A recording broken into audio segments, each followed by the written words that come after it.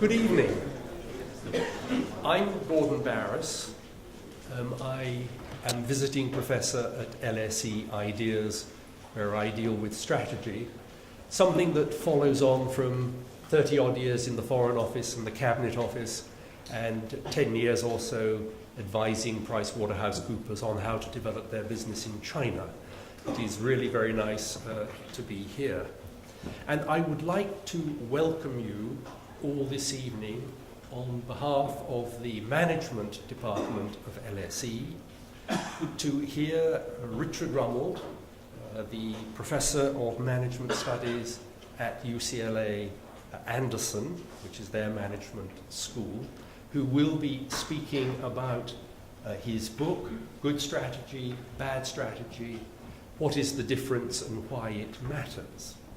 But before I go further with introductions, I was told that there is an important announcement that I have to make to you. Two, in fact. One is that we are recording this performance, and it should be online in the next day or so. But the more important announcement was one that gave me a little trouble, because I was told you should say this. And I was told that for those of you who tweet, this will make sense. But for those of you who don't tweet, you may wonder whether it has something to do with the distribution of illegal smoking substances. Because the message is code #LSE strategy, all one word. Has nothing to do with those substances. Please don't let there be any misunderstanding. But we're very privileged tonight to have Richard here to speak, because Richard is a preeminent figure in the world of strategy, not simply in terms of business strategy, but also in terms of military strategy as well, which is a rare combination. He started his career, perhaps slightly surprisingly, as an engineer working on the concept design for Voyager 1, which was launched, I think, in 1977, thereabouts. The mid-70s. Yes, in the mid-70s. Has been up in space now for some 34 or more years, and is now reaching the edge of our solar system. And Richard said that this was, in one respect, the first chance that he had to really think strategically about a problem. It was a design problem of this Voyager. But he then got himself catapulted from the Jet Propulsion Laboratory to the Harvard Business School. And in no time at all had completed his doctorate and had started his travels around the world helping other people to understand business strategy. He spent 3 or 4 years in Tehran and was there in 1973 when the hike in oil prices really did bring home to people the need to think more about the future. Later on, he had taught at INSEAD and many other distinguished business schools around the world. Those of you who've had a chance to see the cover of the book, you can't quite see it here, is Richard is described as the strategist's strategist. Now, that is certainly true. Strategy wonks really do have great respect for Richard and all the pioneering work that he's done. But that term, strategist, does sort of perhaps imply that other people wouldn't be able to understand quite as much about what he is saying. And that is not the case. His book is wonderfully accessible. As you go through it, you're not only getting the concepts that he's wishing to develop clearly set out before you, but you actually get a feeling that you're sitting with him in discussions with Steve Jobs and other luminaries of the business world, as well as, of course, some of the top strategy people in the Pentagon and elsewhere. I think you have heard enough from me. Richard, may I invite you to take the floor. Please welcome our guest.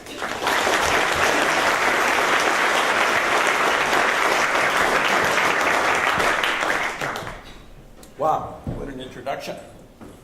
Thank you. It's a pleasure to be here at the London School of Economics and in London. I had the privilege of living in London for about 6 months, way back when I was waiting to see if I would get my tenure. It's a stressful time, but I did enjoy the city a lot. I lived in France for 3 or 4 years and was over here a lot because when you live in the Fontainebleau forest, you come to London for the sunshine. This book, Good Strategy, Bad Strategy, came out of me because of a growing frustration in the gap between what one thinks of as strategy and what passes for strategy in so many companies, in so many politicians' mouths, in so many government agencies, in so many nonprofits, universities, school systems. They say they have a strategy, but they don't. They have something else, something I call bad strategy. And bad strategy is not the absence of strategy, it's an active force of mistaken belief in how to think strategically and how to create strategies. And so this book aims to try to paint these two pictures. Also, for those of you who are studying here at the London School of Economics, you might know that business strategy today is conceptualized mainly in terms of economics, in terms of competitive positioning within an environment, a competitive environment of some kind, an industry structure, and that competitive advantage within that industry is the coin of the realm. What I'm going to do today is talk about a different view of strategy. I'm not going to say that the economics view is incorrect, because it's not. It's quite correct. But it is only one view. That if we're going to talk about strategy for a nation state, or a hospital, or a government agency, or a school, or a business firm, we have to use a language other than competing within an industry. Because that's only one possible regime. Well, that's the introduction to what we're going to do. I want to take you back to think about strategy to 1996. And a company called Apple was almost bankrupt. Now, this is the first time I had some interactions with Steve Jobs, who's recently passed away. This is Business Week cover, the fall of American icon. They're basically writing the obituary for Apple. And what has killed Apple is Windows 95. That Microsoft has come out with a graphical user interface, Mice and Windows, which was originally the Apple innovation. And given that, Apple's market share has taken an extreme dive. And in October of 1996, when Steve Jobs comes back to take the position of CEO for no pay, Apple's 2 months from bankruptcy. That's how much cash it has. That's how quick the cash burn is. Now, the advice from outsiders, what was it? Wall Street people said, do a deal. Get yourself bought by Sony. Get yourself bought by Sun. Get yourself bought by IBM. Get yourself bought by Hewlett-Packard. You're basically out of business. The techies, the Silicon Valley people said, well, maybe you should sell your software to Microsoft, or maybe you should invent something new and cool. Maybe you should do voice recognition or 3D. When Steve Jobs came back, he had a reputation of being a technical person, sort of, although he wasn't an engineer. The investment community wasn't very hopeful. They didn't know what was going to happen, but they didn't think much. They figured he would do a deal. Now, what did he do?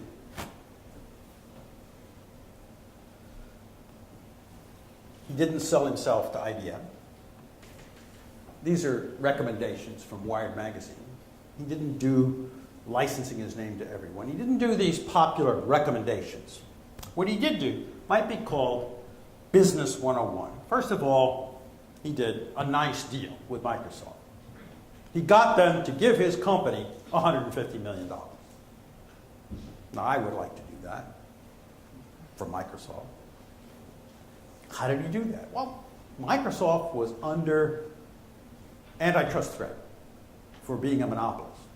It's something that happens all the time in the US, and a little bit more here, a little bit less here in the UK. Every time you have a successful company, it gets sued. So Microsoft was under antitrust threat, and the last thing Microsoft wanted was for Apple to go bankrupt. So $150 million came in. That was a big help. That puts bankruptcy off by about 6 months. They had 16 models of desktop computer they were trying to sell. This is after the CEO had struggled to fix his company for 3 years. Steve Jobs cut the 15 models down to 1. He threw them out. He said to me, my wife's sister asked me which computer to buy. And I looked at the computers we were selling and I couldn't figure out which one to recommend. And he said, I'm the CEO. And if I can't figure it out, how can a customer figure it out? We only need one. So he dropped everything but one. He dropped all the printers and peripherals. No more printers, no more scanners, no more. He dropped all software development. All software. Canceled it. Fired the software engineers. Everybody was amazed. Steve Jobs, he's the technical guy. He cut the hardware engineers back to the bone. In his view, they were making bad hardware. Why did he want so many hardware engineers?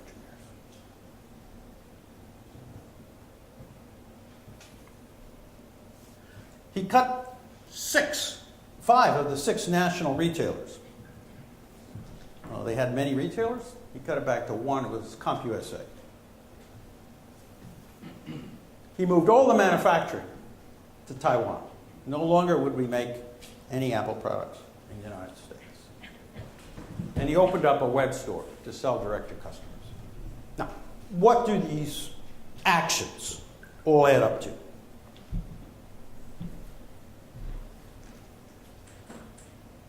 What's the strategy here?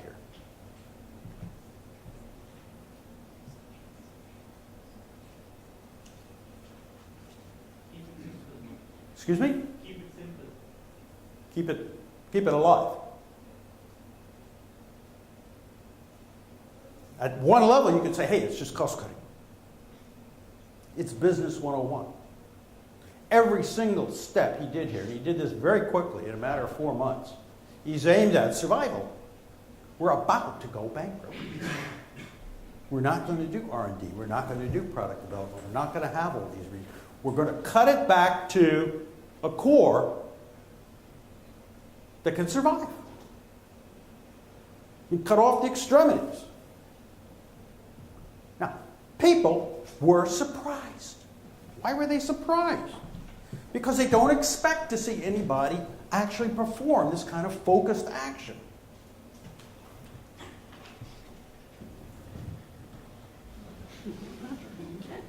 People are surprised when they see an actual strategy.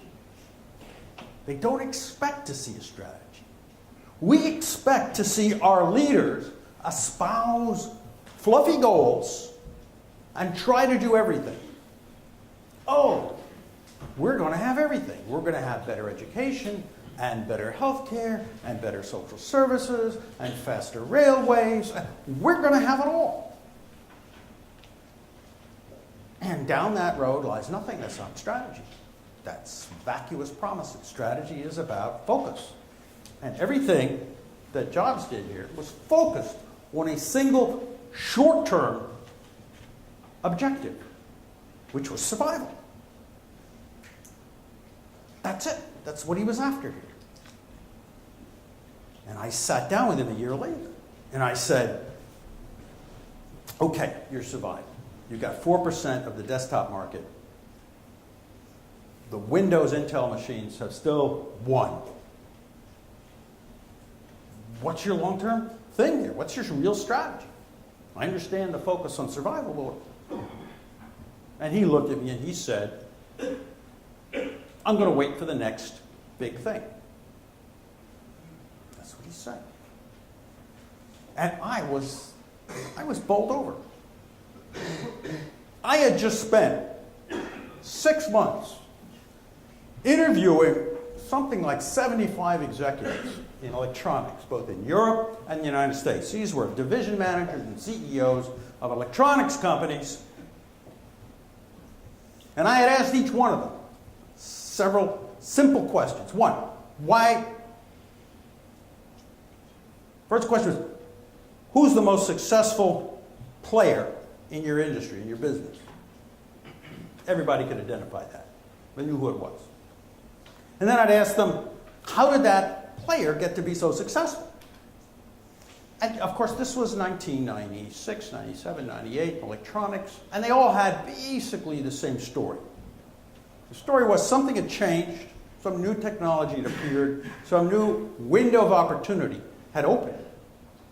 And this company, the successful one, was the first one to jump through that in a clever or an adroit way. So then I'd say, okay, what is your strategy? What are you guys doing? And they'd give me this long list of things they're doing. I'd say, oh, we are forming network relationships, and we are moving software to firmware, and we are doing 360-degree feedback, and we are transferring best practices. They're doing everything but what they said success comes from, which is waiting for a window of opportunity to open and then jumping through it full force with a huge amount of energy and focus to take that next opportunity. That's what Jobs was saying. He was saying, I'm going to wait for the next big thing. That was an intelligent answer in that industry at that moment. And he did. The next big thing for him was the iPod. And then the iPhone. And then the iPad.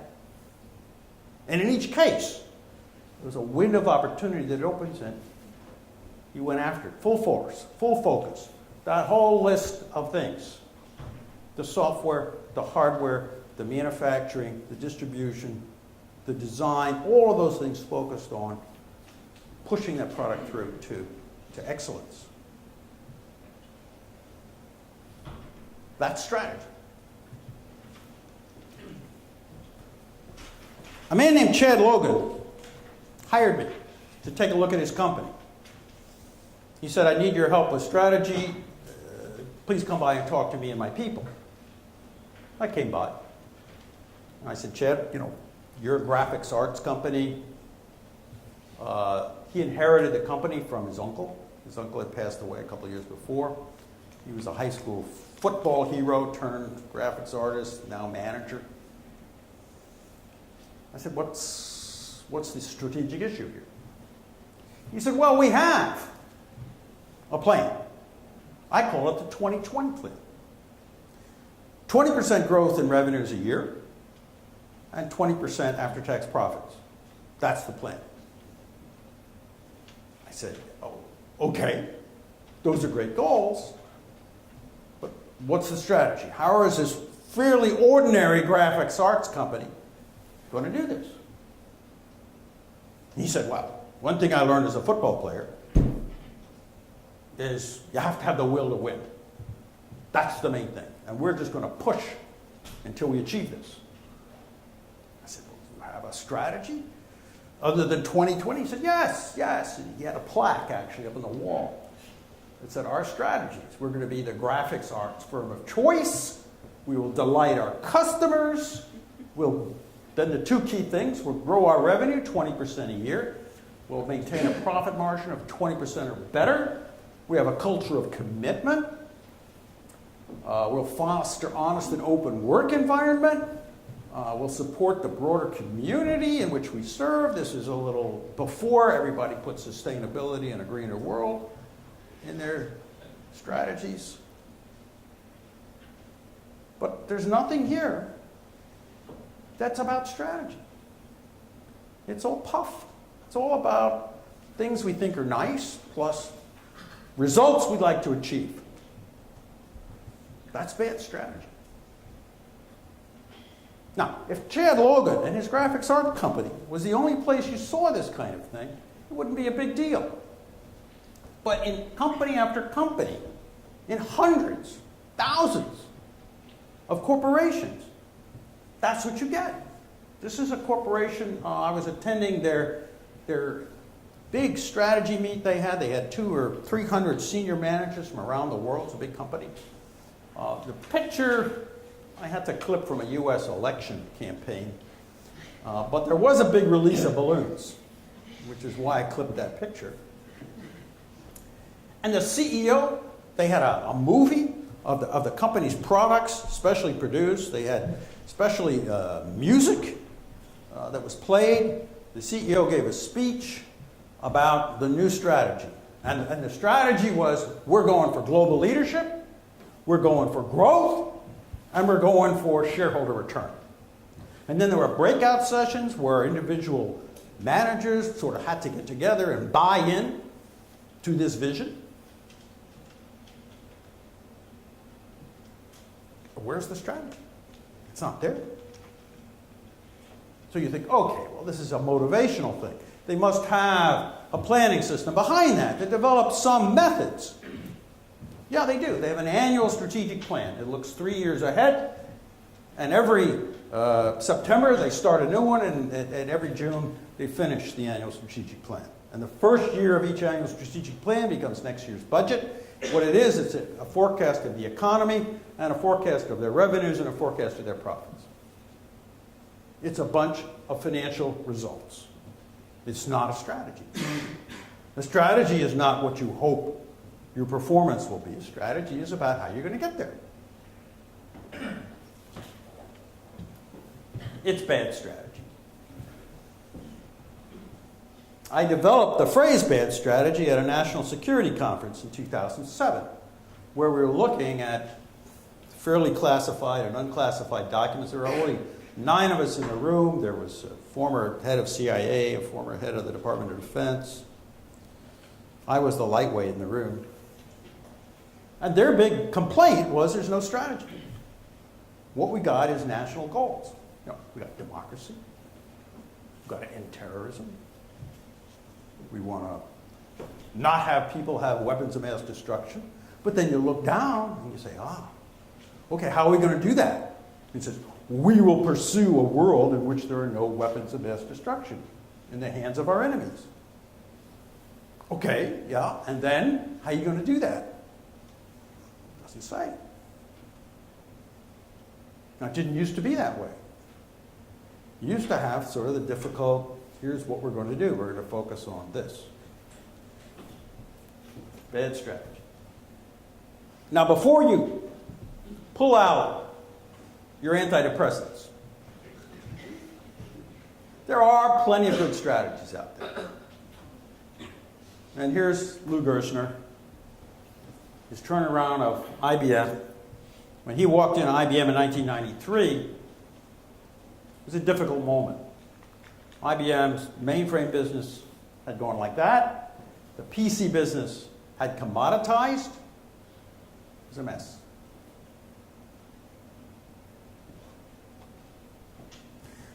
Lou Gerstner looked at it. The advisors came in, the Wall Street advisors, the investment banking advisors.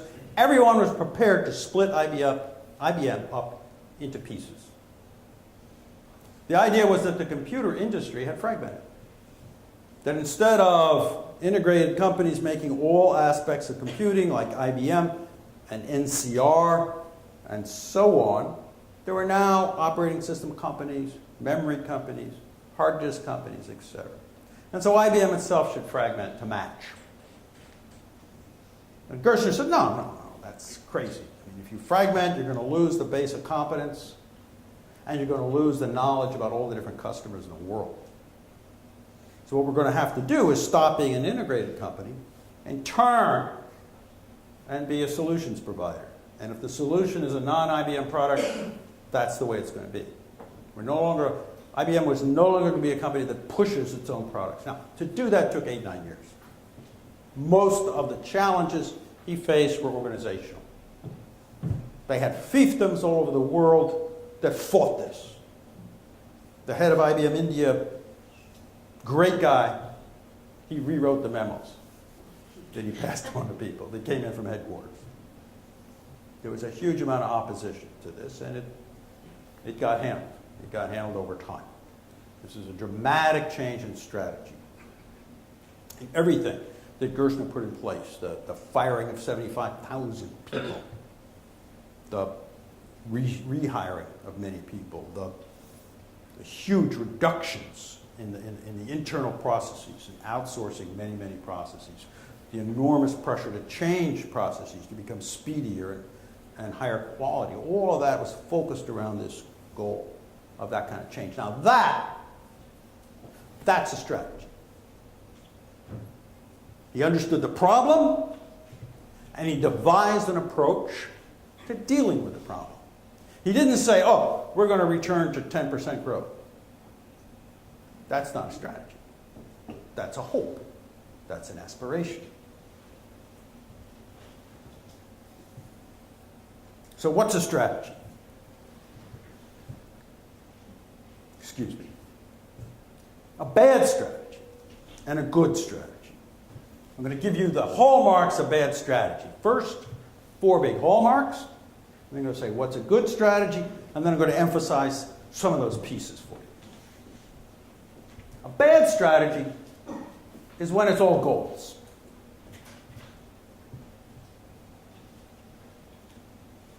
This is an old graph, but it should be familiar to anybody who's looked at corporate strategic plans. It's a perfect hockey stick. It shows profits down and then plan to go up. This is International Harvester's strategic plan in 1979. Their attempt to grow profits over the next 5 years. Actually, in 1980 there, and 81 they went bankrupt. They went out of business. So the plan didn't work. Why didn't the plan work? CEOs will say, oh, we had a great plan, but we had problems implementing it.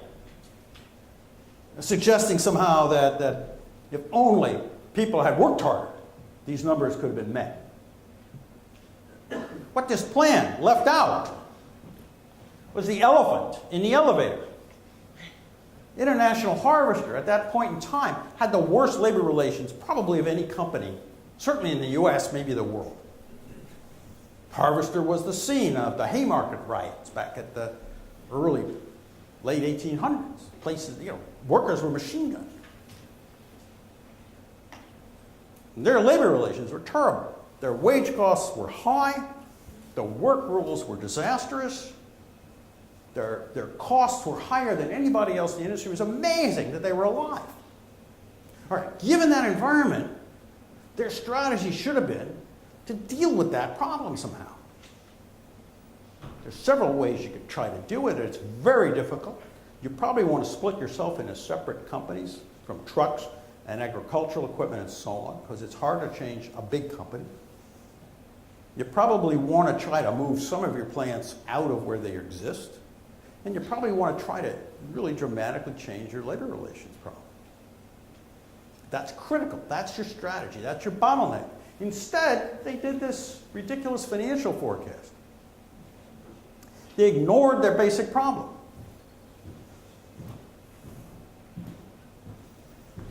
So, strategy that's all goals. Bad strategy.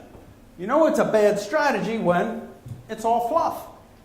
It's all vaporous concepts.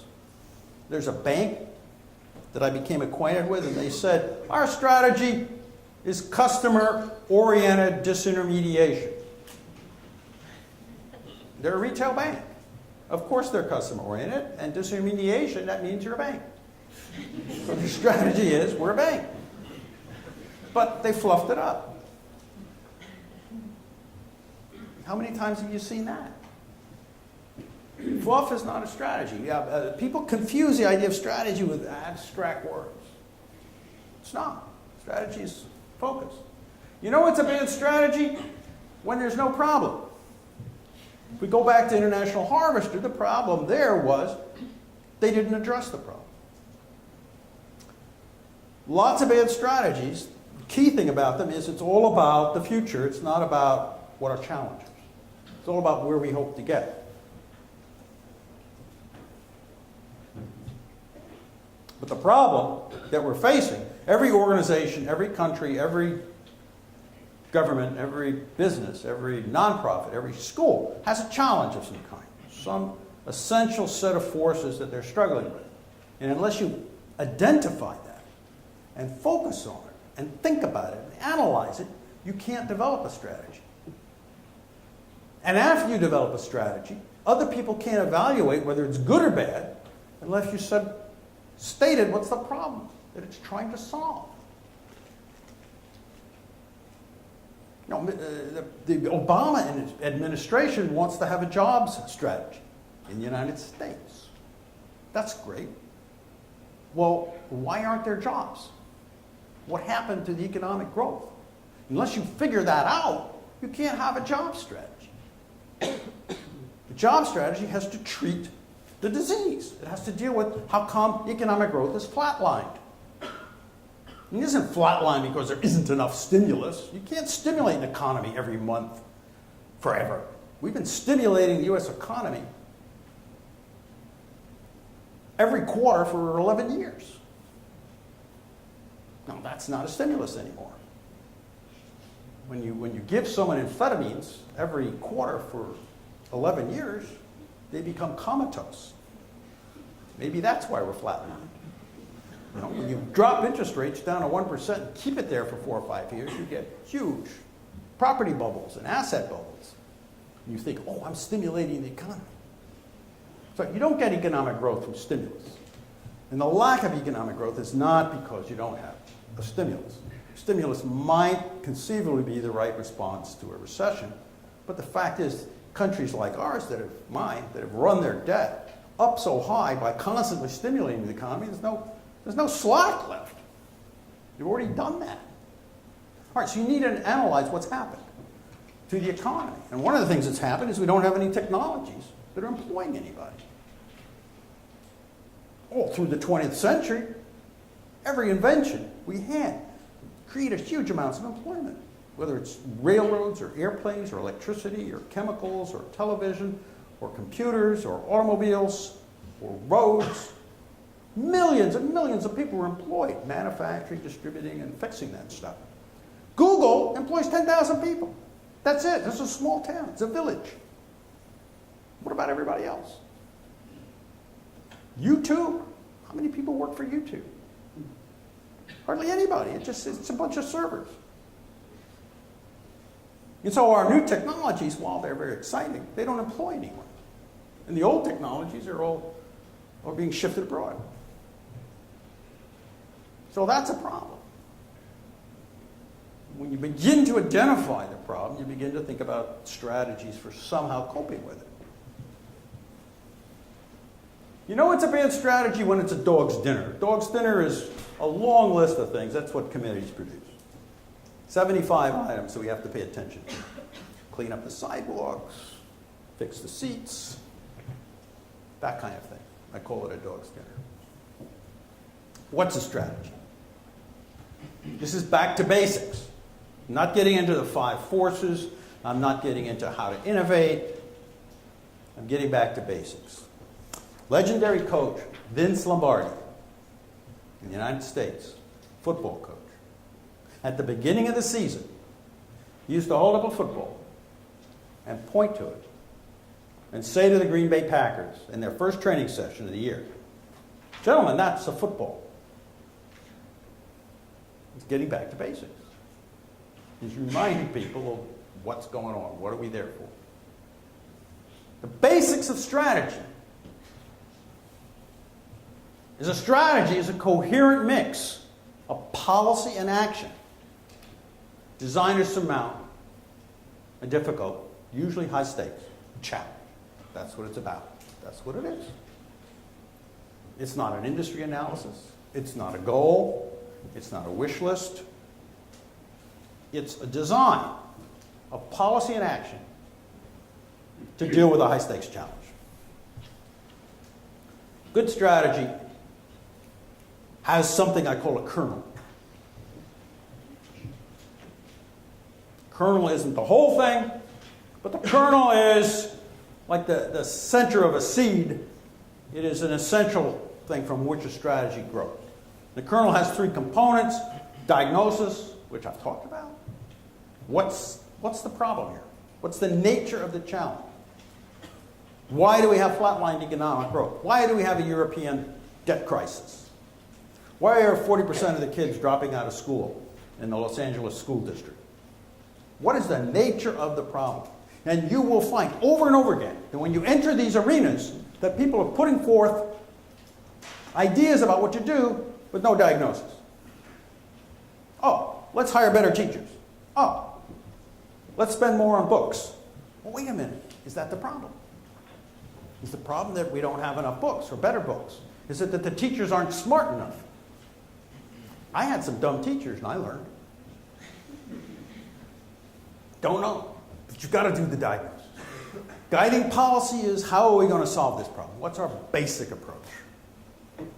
What's our basic approach? Now, these are decisions. To some extent, your diagnosis is a decision.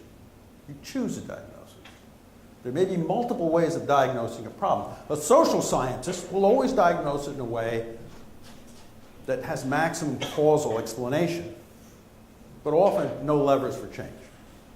Nothing you can do about it. A good strategist will try to find a diagnosis that suggests, here's something you can do to change things. And then coherent action is the third element. Those three elements, if they're not all present, you don't have a strategy that's as powerful as it could be. I'm going to cover 7 or 8 key things to look for to create powerful and good strategies. One, that I've said over and over again, I'm going to just say it again: diagnose the challenge. What do we got here? I talked about why is there a debt crisis in Europe? Why are students dropping out? Why is there a debt crisis in Europe? What is the problem? Run out of money. What's the problem? Let's just take Greece. There's the key hot button right now. What's going on there? Greece can't pay back its debt. Why did a country borrow more money than it can pay back? How'd that happen? Think about it. How's that happen? Did they make a mistake? Did they not do their sums?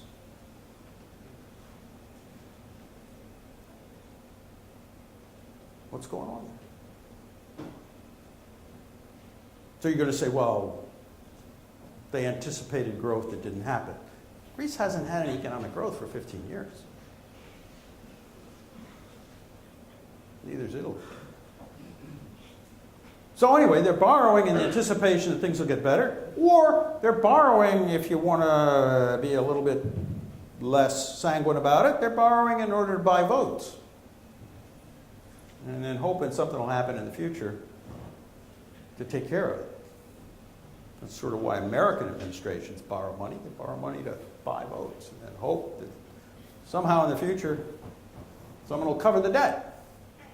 All right, so that's half of the question. The other half is, why is anyone lending the money? Why would you lend money to Greece? What are you, nuts? It's the bankers. There's bankers in France and Germany that are lending money to Greece. Why are they doing it? Well, I guess if you're an economist, because economists always believe people are rational, they figure they'll get bailed out. I'm not so sure about that. Bankers I saw lending money to Greece, what they saw is that they could get a little 0.5% extra yield. And that was it. It's like the mouse following a little trail of cheese into the trap. Ooh, this tastes good. This tastes good. Bang! It's myopic.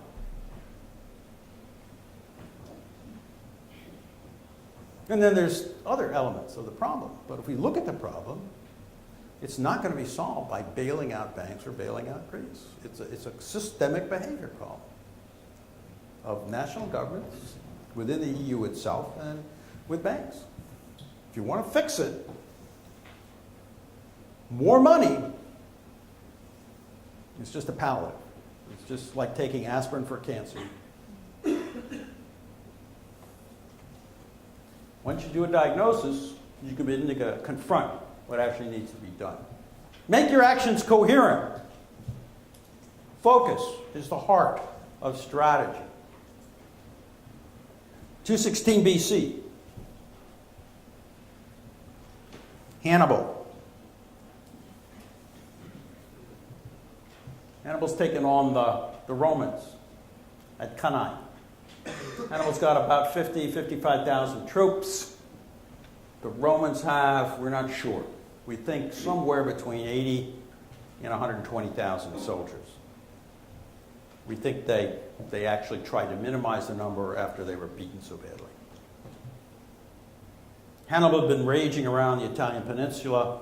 His idea was to beat the Romans over in a number of battles and then sue for a settlement. What he wanted was trading rights in the southern Mediterranean.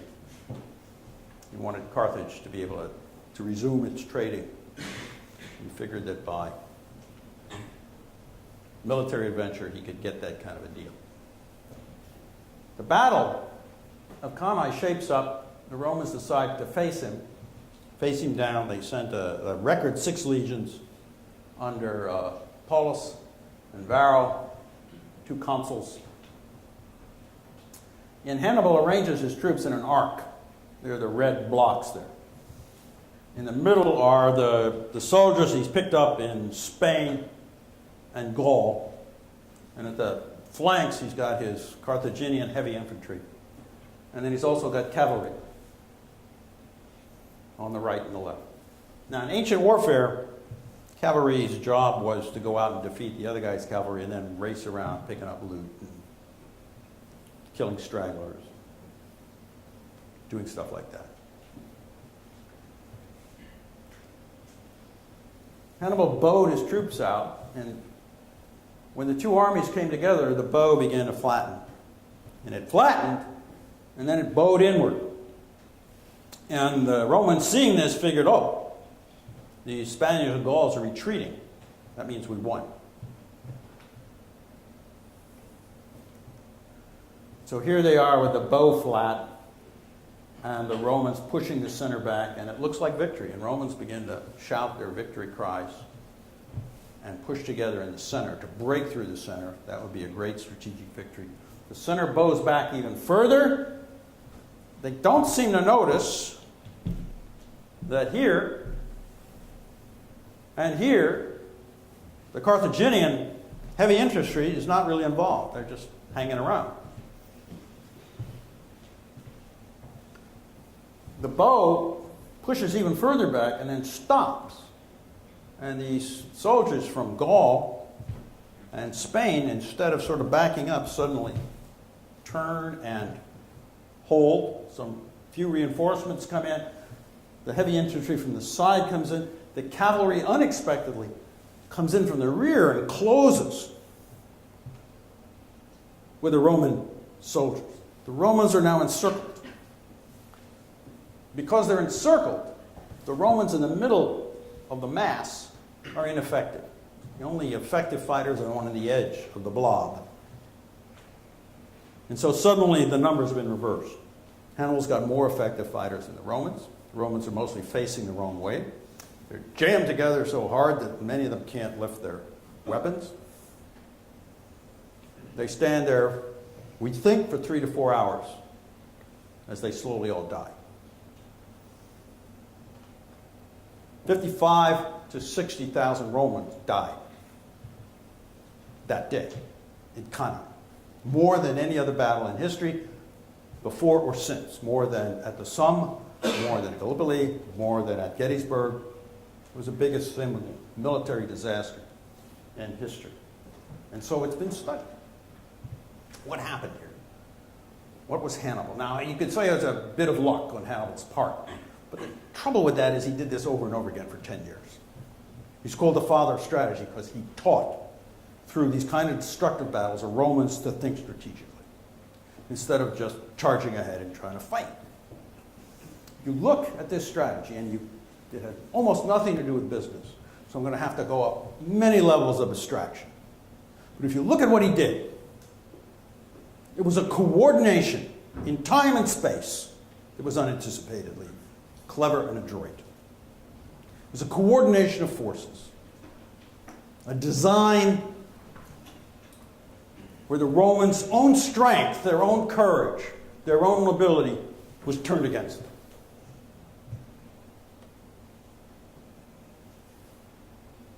Strategy exploits your predictable nature of the world, whether it's your enemy or the weather or business cycles, and you coordinate your forces. You coordinate things around what you're trying to accomplish. The competitive advantage of strategy is that focus, that coordination. If everybody did it, it wouldn't give you an advantage. But as I said at the very beginning, it's surprising when we see a strategy. Here's Hannibal, statue in the Louvre, semi-modern. He's counting the rings of the 80 senators that were killed at Cannae. Now, the Romans gradually recover from this. It takes them a long time. They outlaw the word peace. Every male is brought into military service, and it takes them 10 years to finally chase down Hannibal. Never really defeat him in battle. What they finally do is go back to Carthage and burn it.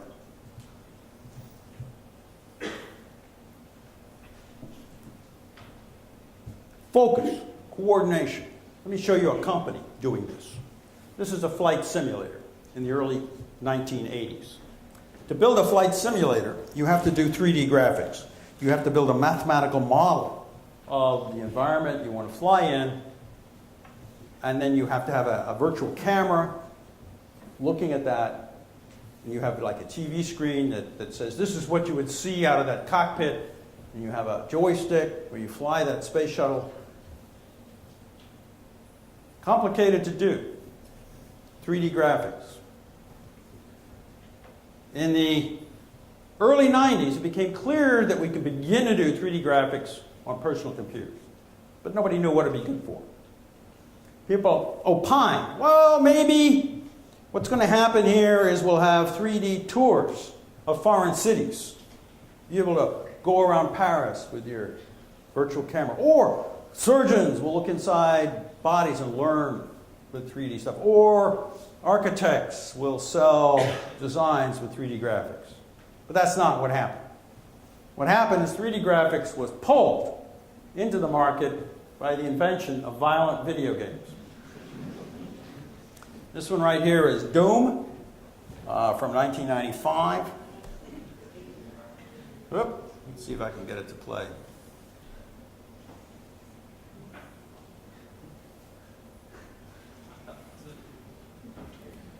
All right, so this is a video game where you run around with a shotgun and shoot monsters.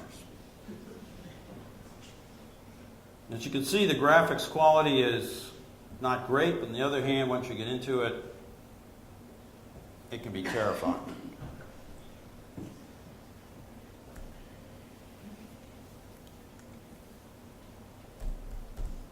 Why is this thing not want to go? Okay.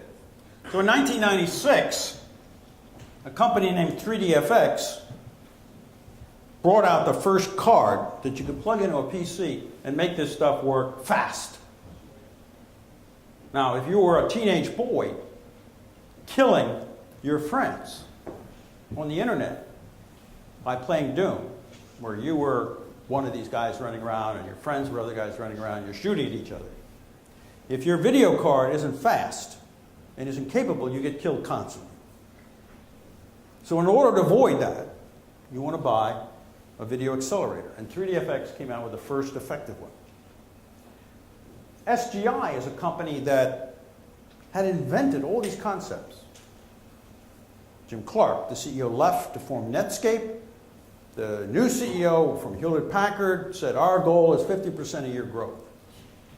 He ignored this burgeoning market. He was after workstations. NVIDIA, the company I want to focus on, brought out a card that was aimed at this. It failed. It was the wrong technology. They went back to the drawing board. They put together a strategy committee. They thought about the nature of the problem, and they came up with a way of dealing with it, and dealing with the fact that Intel was about to enter the business. They tried to understand the situation. Their diagnosis, their understanding was that these gamers, they'll pay for almost any power we can deliver. They really want high-quality graphics. That the industry works on an 18-month cycle. That's basically Moore's law turned into an industrial machine. And every 18 months, Intel and everybody else comes out with a new architecture based on smaller sized pieces of chips. That Intel CPUs are on one chip. So as they get more and more, as their designs get more compact and smaller, they tend to put more chips on a wafer and try to reduce the cost. The people at NVIDIA reasoned that the 3D graphics is spread over many chips, over software, and what we can do is gradually push this stuff onto one chip. More integration. And by doing that, we can move this performance much faster than Moore's law. 2 to 3 times faster than Moore's law. And they believe they can introduce a new version, a new chip, every 6 months. Very tough, because the industry works on an 18-month cycle. To introduce a new chip every 6 months, however, if we look at the technology frontier, the blue curve, and we say, okay, here's Intel, the red line, going along every 18 months with a new chip, we can see that Intel is going to be at the frontier here. Then 18 months later, their new chip will be at the frontier. And then 18 months later, their new chip will be at this frontier. If you go every 6 months, you'll be at the frontier more frequently. And on average, you'll have higher performance in the market. You'll also have more buzz, if the market can absorb it. So what they did, and here's the key thing, the focus, like Hannibal, the different moves in time and space to make this work. They put together 3 overlapping teams. Each was going to work on an 18-month cycle, but each was 6 months offset from the other. So every 6 months there'd be a new design coming out. Wow, every 6 months a new design. The trouble with that is any kind of delay screws it all up. It's a mess. The biggest and worst delays you get are when you put a design out to a semiconductor fabricator and it comes back, they send you 5 or 10 chips, their first run, and you put them in, you plug them in, and they don't work. Oh my God, now what? You got to figure out why they don't work and send them back. Usually it's some kind of design flaw in the electrical characteristics. NVIDIA, with their second round of venture capital, built the world's largest simulation facility to simulate the electrical characteristics of these things so there wouldn't be any rework. To build the software, typically the way the industry works is you got the chip and then you program the software on a chip. NVIDIA said we can't wait. We've got to build complex emulation facilities that emulate what this chip is going to be like, and so we could start the software development. The way the industry worked was people developed these chips and then they sold them to board makers. Companies like ATI, or companies like Champion, or companies with other names. And they would put the chip in their board and they would develop the software. And NVIDIA said, no, we can't do that. That's too slow. We're going to have to develop our own software. And we're going to have to go around the board makers. We're going to find no-name board makers in Asia who are willing to put our chips on the board and our software on the board. We don't want to get in the board business. It's profitless.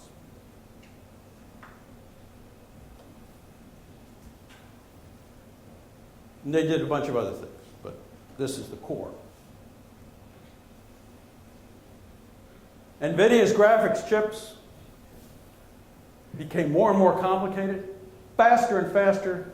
They became more complicated than Intel CPUs there about 1999, 2000.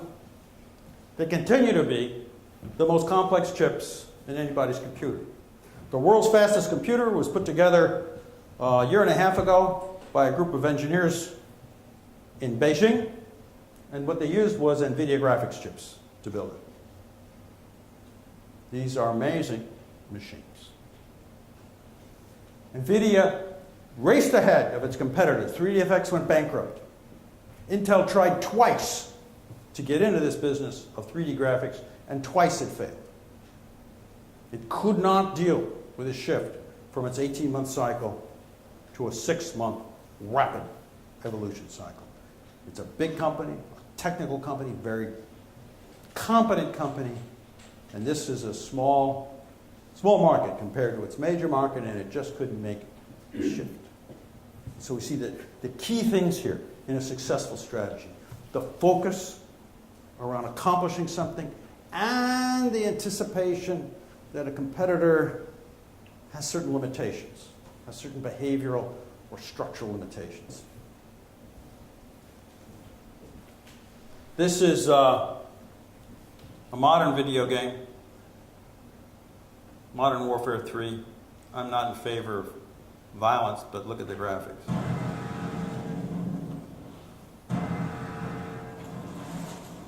This is all triangles. Millions and millions and millions of triangles that people create these images out of. It's not a movie. It's 3D graphics.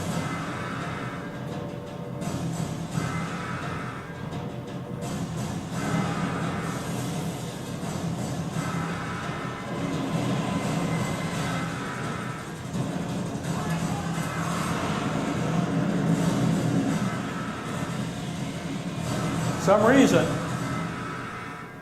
the market for this stuff remains kids that like to see things blow up. Create the next global conflict.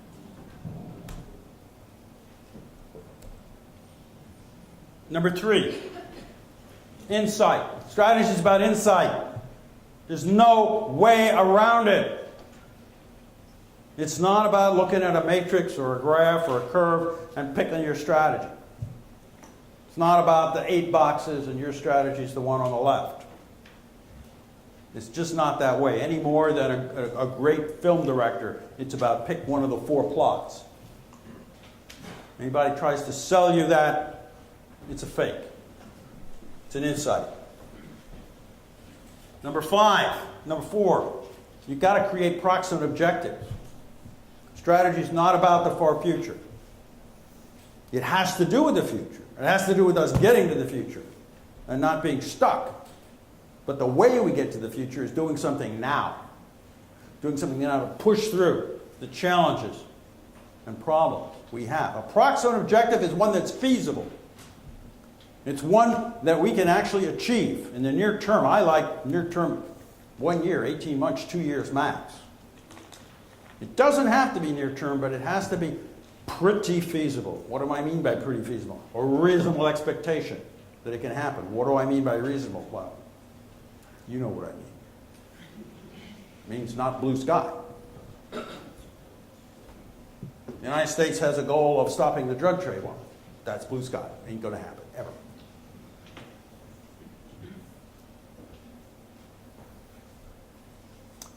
John Kennedy, his goal of putting someone on the moon by the end of the 60s was a proximate objective. How do I say that? This is often held up as some kind of big, hairy, audacious goal or a giant leap into the unknown. No, it wasn't. We know how to put people on the moon. You want to put people on Saturn right now? We can do it. Just expensive.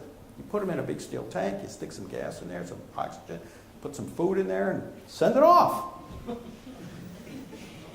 The technical problem we had to solve to do this, the real technical problem, first you need big rockets, but secondly we needed a throttleable rocket so you could land on them. You needed something to get throttled because there's no air there. You can't do parachutes. Why did he do this? He did it for strategic reasons. He asked the vice president, what should we do to beat the Russians? The Vice president had no idea, so he wrote to our captive Nazi rocket scientist, Werner von Braun, and said, what can we do to beat the Russians? And von Braun wrote back this letter, April 29, 1961. Do we have a chance of beating the Soviets and putting a laboratory in space or a trip around the moon? And von Braun says, no. They got bigger rockets. Their rockets are this big, our rockets are this big. They're going to beat us in a lot of things. But, he said, if we look beyond that, if we look to rockets that aren't this big or this big, but are this big, then, because we have more industrial base than they do, we can probably build that rocket faster. And that rocket, it'll take people to the moon and back. And so that's a goal we can beat them at. 1 month later, John Kennedy gives a speech. Says, we're going to go to the moon and back. Approximate objective. It was feasible and very strategic. By looking at that very big rocket, he figured we could beat the Soviet Union.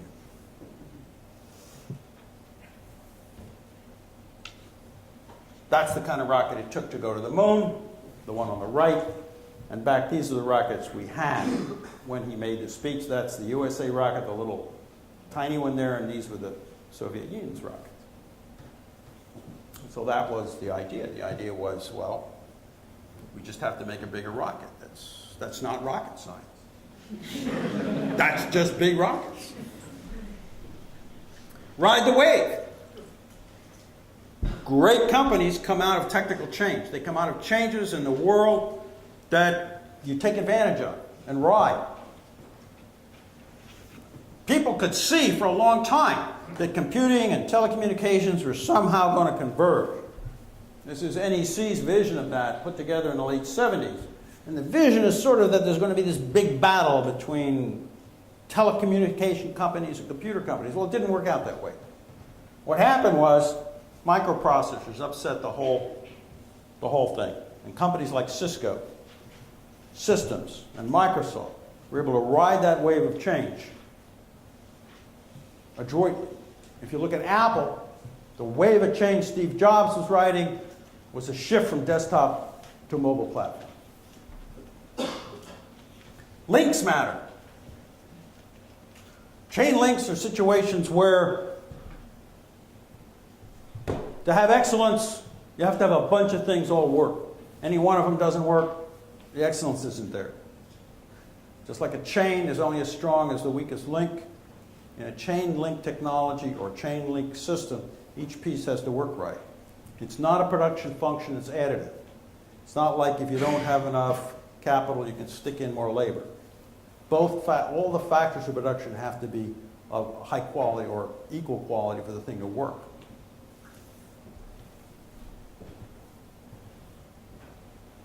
I'm going to skip over some analysis here. Expect entropy and inertia would be my 7th principle of good strategy. Understand that the real world out there, things are a mess. Competitors are not alert. Your own company may be your biggest challenge. It's hard to get things to change. Other companies don't change easily. Other nations don't change easily. Expect entropy and inertia. Here, for example, is General Motors in 1919. That's its product line. Ford, its competitor, has got the Model T down there. These are the price bands. And General Motors is a car conglomerate in 1919. It's got Chevrolet, Oakland, Oldsmobile, Sheridan, Scripps Booth, Buick, Cadillac. It was put together by acquisitions. Pierre DuPont, Alfred Sloan, senior managers, DuPont tells Sloan, put together a product policy for this company. Figure out what it should do. It takes him 3 months of hard work, of thinking. And he writes the product policy of the company, and this is what he comes up with. Each division should have its own price category. Chevrolet competes with Ford. Oakland, which eventually becomes Pontiac, is priced above Chevrolet. Buick above Oakland. Oldsmobile above Buick. Cadillac above Oldsmobile. Each division has its own price land that it lives in. This concept of what General Motors was about catapulted this company into being the world's largest industrial corporation by 1950. In 1956, you could walk down any suburban street in the United States and tell who lived there by the car out front.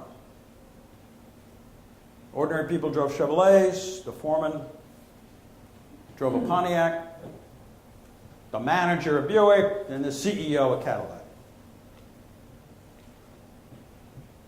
What happened over the years? Here's the situation in 2008 as General Motors was bankrupt. Look at its product line. Is there any clear pattern there of which product or which brand is which? Toyota, above, looks more like General Motors in 1921. In 2008, General Motors has 15 products at the $22,000 point. How does that happen? How does that happen? How can you have corporate strategy year in and year out and let your products become so undifferentiated? As in when Steve Jobs walked into Apple and said, it's 15 computers here, I don't know which one to tell someone to buy. It just happens, and I call it entropy. This happens because the original plan gets mushed over time. It gets disorganized. You can imagine that if you're in the Buick division, you're sitting there and saying, geez, our job is to have this high-priced car, but you know, if we had a car that was lower priced, we could sell more units and get a bigger bonus. So let's push headquarters to allow us to have a lower priced car. Now, headquarters' job is the same job that parents have when the 13-year-olds come in and say, we want to have beer at the party. Headquarters' job is to say, no. That's not the way it's done around here. Your job is to stay up there. But over time, it's hard to say no. And Buick starts putting out cheaper cars, and Chevrolet starts putting out expensive cars, and so on, until everything is mushed together. Now, it's not only just mushed together, but the company's competing with itself. All these different models are price competing with each other. And each of them requires their own advertising budget, advertising the same price point and the same characteristics. So they're like a whole industry that's become price competitive through their own internal craziness.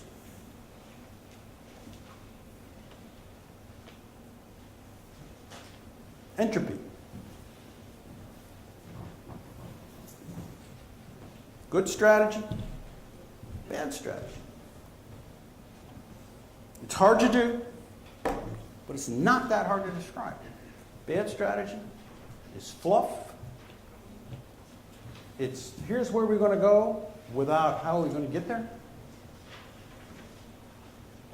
It's not defining the nature of the challenge, so that when you put forward a plan, no one can assess whether it's a good plan or bad plan because you don't know what it's trying to deal with. You don't know what the difficulty is. Good strategy has a lot of characteristics. A few that I put forward. Primary one, focus, energy. Don't disperse it in all different directions. Focus particularly on a proximate objective, something critical that can be accomplished in the near future. Good strategy, bad strategy? Thanks for your attention.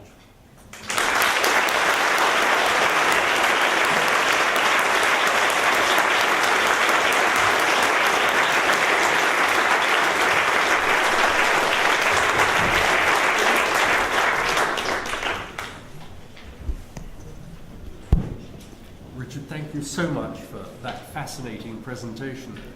The lectures, public lectures at LSE are normally characterized by the audience being very interested in what the speaker is saying.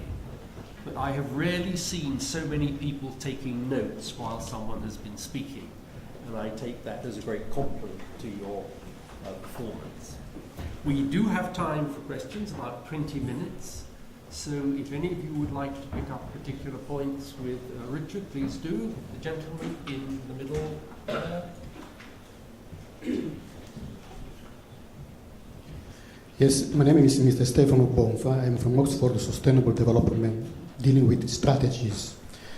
My question is, yes, I appreciated your approach. What I would like to have, let's say, more opinion is concept of focusing. How you can focusing in something once you don't know in the diagnosis phases. In other words, in order to have the problem, we have to have the information, we have to have the data. And then from the data you can develop what you call it policy or strategy, and then you can start focusing. So the first step, in your approach, I think has not so much emphasized. Second question is, yes, I do appreciate that you push about technology. I do work with IBM. IBM has developed this concept of information management system, where he focuses mainly on how you manage the information from the bottom until the strategies. Thank you.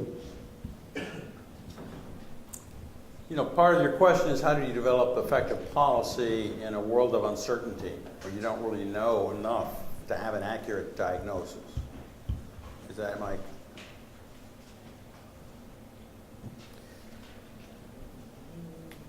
A good strategist is a bit like a scientist. You're working with empirical data. You're forming a strategy. It's fundamentally a hypothesis about what's going to work. We'd like to have a hypothesis that we're sure is going to work. But we rarely are about safe, that kind of certainty. What we try to do in the best of cases is develop some tests, some experimental data from the world that tells us more about what's the nature of the problem. Companies that you can have multiple countries or multiple outlets or multiple stores or multiple initiatives and see which one is working better, they can move more quickly. In government and in policy areas, collecting information sufficient to analyze the nature of the problem is costly. The worst strategic situations are where there's a huge amount of uncertainty and we only get one try. Because then we have to have an accurate diagnosis, we have to formulate a plan, we have to carry it out, and it either works or it doesn't. There's no in-between incremental improvement. So we try as strategists to create situations where we're able to make these improvements over time rather than the one big leap. I hope that helps. Other questions? Yes, the lady in there. There's a microphone coming to you. Hi, I'm Nimisha. I'm a student at the NSC. And what I wanted to ask you is that if you had to recommend the United States of America, give some recommendations what they should do to get out of the current economic mess they are in, what would they be? The government has to become more efficient. It is incredibly inefficient in what it does, which has created a group of voters, a large group of voters, that do not trust it to do anything. They see it spend $1 million a year to put one soldier in Afghanistan. What is that? They see it throw money at banks, build trillions. They see it when there's a horrible flood, a catastrophe in New Orleans. The federal government can't get its trucks there. The truck drivers didn't have permits to cross state lines. I mean, this is incompetence and inefficiency at a large level. The government has to become more efficient so that we can trust it to do things. The government should provide health care to everybody. But does anybody trust it to do that in a way that isn't politically skewed or horribly inefficient? So there's an efficiency issue. Secondly, I have to say, basic thing is the dollar's too high. The dollar is just way too high. That we have priced American labor out of the world market with a high dollar. Now, why is it so high? We got interest rates at 0. Why is the dollar so high? My economist friends can't explain it, but that's the thing that has to be tackled. The dollar is way too high. it keeps us from competing effectively with the rest of the world in exports. I mean, there are other issues you can get at. You can get at infrastructure and fast trains and education, but primarily none of those things can be solved by a government that's inefficient and does things totally politically rather than in some kind of reasonable way. So those are the two key problems. Key problems are the dollar's too high and the government's inefficient.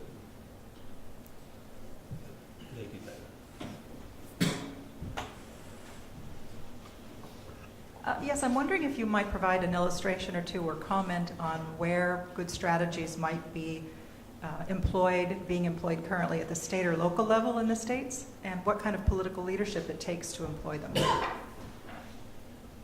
Well, it takes imaginative political leaders. It takes political strength. Political power is the power to do things on your own that aren't just what your supporters want.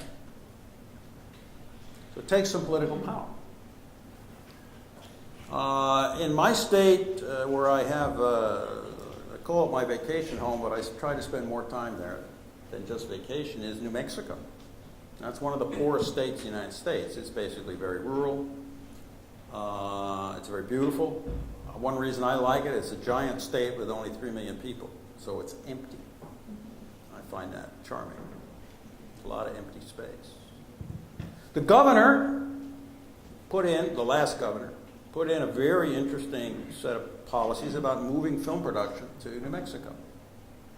And what's interesting about it is they didn't just put in a tax break. They put in a tax break for film production. But they also put in college courses on film technology, college courses on film editing, college courses on... And they put together, studios where you can do this kind of work. So in the sense of focus, there were 4, 5, 6 different actions and policies, all of which happened in a fairly short period of time, focused around making New Mexico a location, not only a choice for filming, not just going there because of the interesting settings, but as a place where the skills were going to be developed and the skills would reside. And okay, that's a pretty cool strategy. It's fairly simple, and it's working fairly well. Yes, gentlemen. I mean, it also depends on Hollywood being uncompetitive, increasingly uncompetitive, increasingly hostile to its own business. Hello, my name is Alex. As you said, Steve Jobs told you that the strategy was to wait, and I can call him a great leader. To have a good strategy and to succeed in it, does the organization or a country need a great leader to do that? Because if there are many of the managers and so on, this creates uncertainty. So basically I'm from Russia and there's only Putin, and that's why this question is a bit interesting for me as well. Hopefully nation states don't need complex strategies. Unless they're going to go to war, you should basically provide the hygiene factors that allow everybody to get on with life. Decent infrastructure, a certain amount of education, stuff like that. Do we need a great leader? I'm not going to say that. The trouble with great leaders is sometimes they're horrible and sometimes they're good. It's like monarchs. There are moments when monarchs create golden ages because they're long-lived and they're really smart. But once you go to monarchy, then you're going to have some really terrible monarchs that take you down into hell. So you don't want to commit yourself to that system. What a strategy is, it is an imposition on a system. In other words, if we look at a system, either a country or an organization or a business, and we say, what will this business do over the next 3 to 5 years if left to its own devices? We can sort of figure out what it's going to do. Strategy is to change that, is to create some kind of coherence between disparate pieces. Nokia was, at one point, the top of the panel in smartphones. And then it began to sort of let each piece of the business do its own thing. And now it's flailing. But it isn't so much you need a great leader, as you need this coherence. And you need the people involved to believe that there needs to be some coherence. It's like a symphony orchestra. There has to be some kind of tempo that is set. It doesn't mean it's an autocrat. There's something going on besides everybody doing their own thing. That's the nature of strategy. Richard, you were saying the other evening when we were talking about this, that the power of someone to take an idea with a clarity of thought and begin to sort of impose it upon an organization, that was the value of their contribution, was to have the idea and the strength within that system to get people to pay attention to It's human nature. When we form organizations or nation states or anything, for the separate pieces, the geographies to go off and pursue their own interests. And that's freedom. We like that. We want people to pursue their own interests. But there's certain kinds of things that are lost when we do that.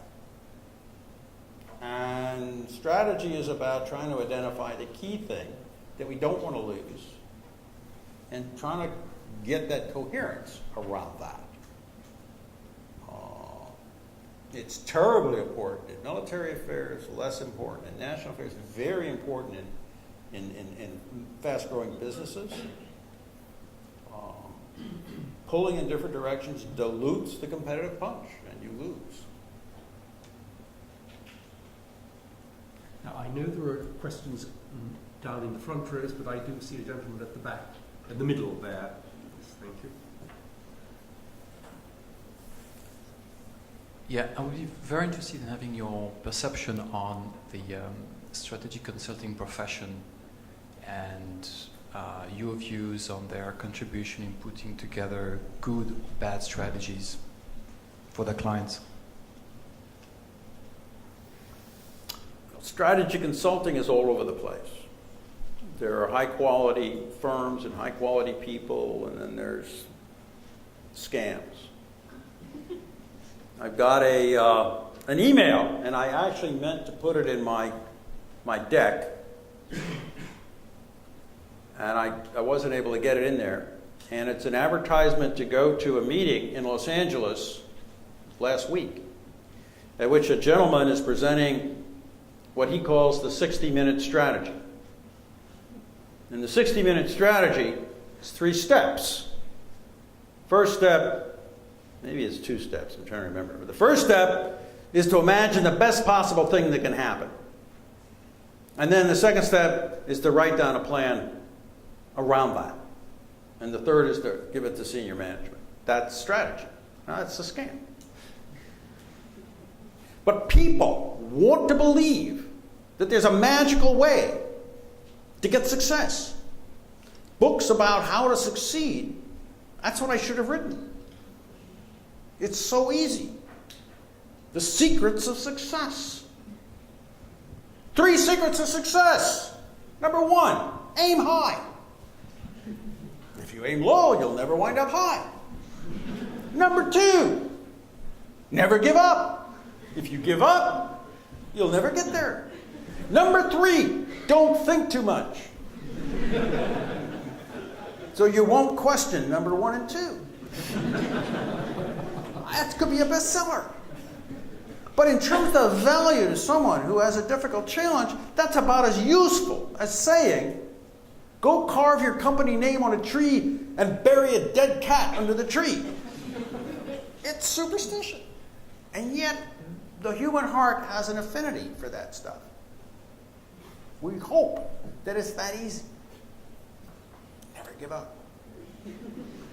I'm coming back to the front room. There's a gentleman at the back. Well, thank you very much. My name is Ayo, and I run a product and packaging design consultancy here in London, servicing East and West Africa, a very small company. I'm very curious to know what your opinion is about developing strategies within SMEs, servicing markets that are very asymmetrical. Well, I hope your company gets bigger. hopes. Hope. What's the problem in developing countries? Why is it so hard? I mean, I'm 68 years old, and developing countries have been developing my whole life. We begin to need a different word. The problems, if you look at my chapter in my book about chain link systems, and a piece on my website about that, I think that the issues are chain linked in developing countries. That means when you fix one thing, it's not good enough. That you say, oh, let's have better ports. Well, the better ports don't help if you don't have better roads. Say, okay, let's have better ports and better roads. Well, that doesn't help if there are pirates who are stealing the stuff on the roads. You say, let's get safe roads and better ports. You say, well, that doesn't help if the government's corrupt. So let's get rid of the corruption and fix the ports and fix the roads and get rid of the pirates. You say, well, that doesn't help because the imported products are putting the local people out of business. So there's problem after problem after problem. And it's very hard to deal with chain link systems unless you get a bunch of things moving together to improve. It's just like an automobile company. You can improve the design and you can improve the marketing, but if the car falls apart, the manufacturing is faulty, no one wants to buy the car. On the other hand, some forms of excellence out there are the opposite. It's where you have 5 or 6 things all working well, and that's what's so hard for other people to copy. And so I call that a chain-linked situation. And one of the reasons it's hard is because efforts to fix one part don't repay their investment cost. You have to fix a bunch of parts to get a result. And I know that's very vague and very abstract. But, I've worked with people in developing world, and that's sort of what I see, is there's so many different pieces that have to be put together to work. And that's the issue. Does that help? It opens more questions. Well, I'm afraid we'll have to move on to another questioner. In the front row, please. In the second row here, please.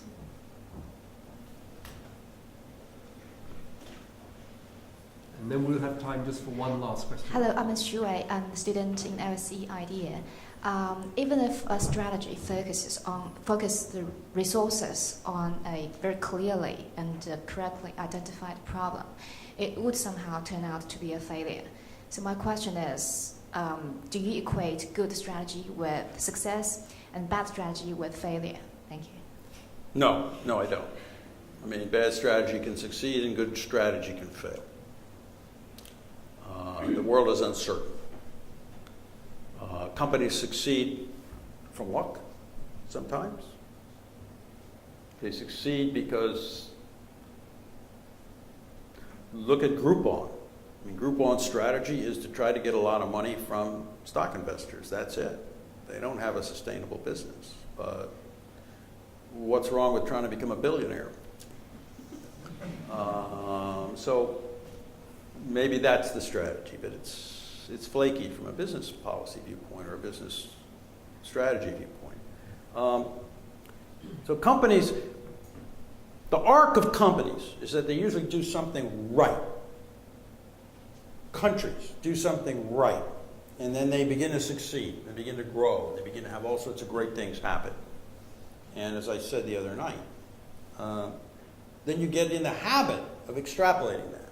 You begin to think, oh, strategy is looking at next year's increment of growth, and next year's increment of new wealth. That's what we do. It's happening. We're growing. We're great. And you lose the habits of critical evaluation because you don't need to. Because the rain is falling and the sun is shining and the harvests are coming in. And as 15 years down the road, or 10 years down the road, suddenly there's a blight and a drought. And so what's happening? Let's project future growth. Oh, yeah, okay. You project future growth. Next year, there's another blight, another drought. Things aren't working. You've forgotten about how to deal with adversity. You've forgotten that you should be putting grain aside for the bad years. Remember the Bible, 7 fat years, 7 lean years? This is not like new wisdom. But we forget to do it because things are good. And we don't put aside resources for when things are not good. It's the nature of the human condition. So, one of the things about the human condition is that there is this cycle in the affairs of people, where good times lead eventually to sloth and decadence, which leads to bad times, which leads maybe to a strengthening and the return of good times. And maybe it just leads to Easter Island. The last question there. Hi, my name's Luke. Just one quick question. You touched on it slightly in your speech earlier. As a strategist, what do you feel is a strategy, or maybe have they even thought about strategy, in central banks, governing bodies and countries throwing money at the economic problem at the moment, i.e. QE1, QE2, probably QE3, 4, 5, and so on? I think it's a fantasy. They started out throwing money at banks because they formed an erroneous belief that the problem was banks weren't lending money. It is now clear, and it was clear then, that it wasn't that banks weren't lending money, it's people didn't want to borrow. So throwing money into banks to increase liquidity didn't do anything. Then they put interest rates down to zero, which really hurts guys like me that saved money all their life and now I can't earn anything. They sort of wanted that to happen. What they wanted people to do is get their money out of safe things and put them into risky things and drive up prices. Because their theory was if they drove up asset prices, people would feel richer and go out and spend. Well, that hasn't worked either, and it really doesn't make much sense. I think central banks should stop trying to fine-tune economies. I think they shouldn't bail out banks. I think if a bank makes a lot of bad loans, the bank should be nationalized. The manager should be fired. It should be recapitalized and spun off. The Swedes did this, and they did it with great skill and speed. I was a consultant to some national people at the time, and I suggested that they use Guantanamo Bay to take the banks through rapid bankruptcies, but I was left out of the room. But the issue is not Guantanamo Bay. The issue is the legal system does not allow you to do anything quickly. To take a bank through bankruptcy and reconstitute it in the U.S. without using enormous executive power, basically war powers, would require 10 to 15 years. And while the lawyers fought and fought and fought. And so the fundamental problem is not the Federal Reserve System or the central banks, it's the legal structure. It's certainly in the U.S., and I can't say about the U.K., that prevents you from doing very much about these organizations. But certainly, they shouldn't be bailed out. And if they're too big to fail, I don't think splitting them into small pieces is the answer to too big to fail. Because basically, much of the risk they have is counterparty risk. And so the more counterparties there are, there's more risk there is. But I think limiting the crazy incentives that people work on, which allows them to become wealthy beyond the dreams of miners by taking hidden risks, it's an unwise way of running financial institutions. Banks and insurance companies have the same problem, which you can always make current results look better by taking a hidden risk that's under the table. And people do it, and they walk home with $30 million bonuses. Well, ladies and gentlemen, you've had the trailer. The film, so to speak, is available outside. I do commend it to you, and would like us all to thank Richard very much for giving us such a stimulating evening.